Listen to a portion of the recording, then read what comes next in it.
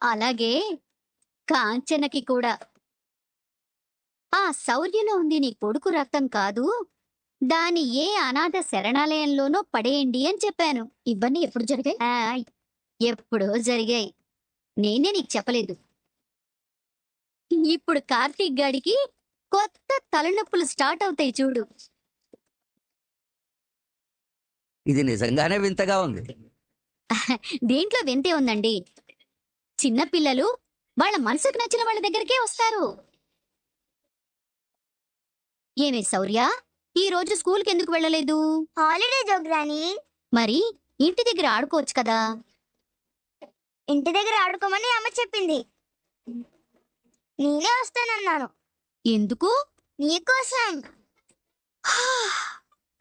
విన్నారా? విన్నారా ఇదేం చెప్తోందో? అయ్యో నా బంగారు తల్లి.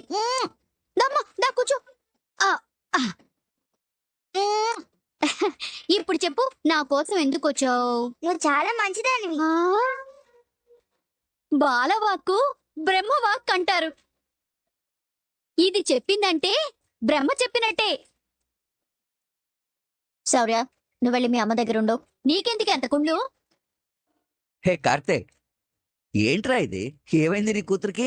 ఆ ఇది నా మీద ప్రేమ చూపిస్తుంటే మీరు వాణ్ణి అడుగుతారేంటండి? అంత ప్రేమ చూపించేలా నువ్వు ఏం చేసావా అని. జోగ్రాని చాలా చేసింది ముద్దులు తాత.